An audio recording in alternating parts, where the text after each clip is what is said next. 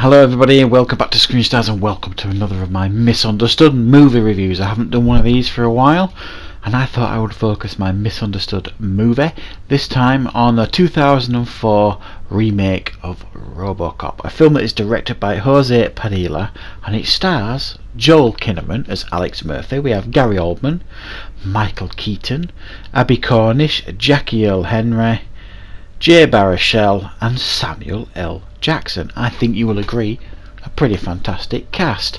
Now, there are some films that people think should be left alone, and I kind of agree with that. There's some films that should be left alone. I don't necessarily think Robocop is one of them. You know what I mean? It diluted its own legacy by doing the sequels. I like Robocop 2. Arguably, I even prefer that to the first Robocop. But then they continued to dilute it with the third one and the TV show and all that kind of stuff. So it kind of, over the years, got diluted anyway. So I think Robocop was there to be remade, rebooted, whatever you want to call it. And this is a remake, really. So when it was announced, I was okay with it. You know what I mean? And then the cast members started coming out. And even at the time, I didn't know who Joel Kinnaman was, even though he's a bit of a name nowadays. It sounded great, and I remember seeing this when it came out at the time. And when it was released, this film got absolutely hammered by critics. If it came out these days, I mean, it only came out 6 years ago, but the social, the internet response to movies that people don't like these days is so toxic they can make or break movies, it would seem.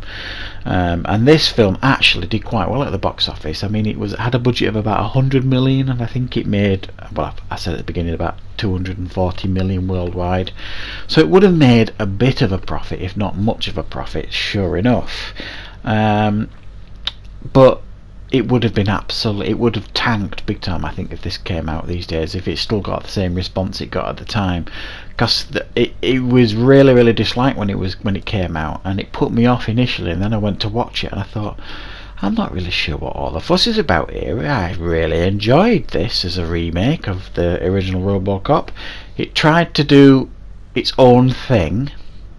It didn't follow the script to the first one. It didn't follow it to the letter, the first Robocop. They felt like similar films, but it had its own story too, which I really liked and appreciated. So it did try and put its own stamp on it, but obviously it didn't make an impact with audience members. And for those of you that don't know, this follows the story of Alex Murphy, who is essentially assassinated. You see at the beginning of the film, and there's very little left of him, and this huge corporation who send military drones all over the world, but they are not allowed on US soil.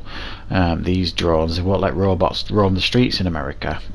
This company is trying to figure out a way to get their technology on the streets, and they decide to put a human inside a robot, and Alex Murphy is chosen after his fateful assassination, if you like, when he's taken out by the bad guys. So that bit's, truthful to the original, and then it goes on from there, in a sense of he's inside Robocop. He's trying to figure out what happened to him. He's being manipulated by the corporation, which he doesn't realise, and he's fighting hard to keep what little of his humanity he has left while fighting back against this evil corporation. So the beats are the same as the first one, but the way they tell it is slightly differently. If you remember, in the first Robocop, Alex Murphy has little or no memory of his family. He just has little flashbacks now and again, whereas in this one, he's got all his faculties, if you like, for the most part, and he fully remembers his family, and they even try and introduce him back into his family life at one point in the film. So they kept that different for the most part. Now, I think some of the strengths of this movie, and I'll talk about the weaknesses because there are some weaknesses, obviously. The strengths in this film, I thought the effects were fantastic. I mean, Robocop looked absolutely brilliant. He looked sleek. He looked really fresh and modern, slick. and looks really, really impressive. I like the way they did the nod to the original Robocop. Initially it's all silver, very much like the original Robocop, and then when they repaint him and redesign him to look a bit more modern and sleek, I thought that worked as well. So I thought the effects were very, very good. I thought the action scenes were excellent for the most part, edge of the seat stuff, and I thought the performances by everybody were really, really good. However, what didn't work for this film are two very, very key things that were heavily in the first film that made it such a success, I think. The violence in the first Robocop is legendary, and this film is far too tame. I think it was a 12A when it came out, and I think the Blu-ray, yeah, I've got the Blu-ray right here, so it's a 12. You can't do Robocop on a 12A certificate, it's just not right. So they toned down the violence. Huge mistake in my opinion. The action was slick and it looked great, but it needed to be an R rating. It needed to be ramped up. It needed to be far more violent and graphic than it actually was, and that was a big mistake. And another big mistake that was heavily in the first Robocop but not in this remake was the humour. The first Robocop was a satire in a lot of ways of modern society and violence, and holding the mirror up to society as to how, you know, it was just so brilliant at doing that, the first one, and it was really on the money and on the nose in regards to its humour and its satire, and it was very genuinely funny. This remake has no sense of humour at all. There's no fun in it. I mean, Michael Keaton plays the head of the evil corporation. Michael Keaton's a great actor and his performance is fine, but where's the Ronnie Cox that we saw in the original Robocop? Really over the top manic bad guy. We don't see it. Samuel L. Jackson's in this film.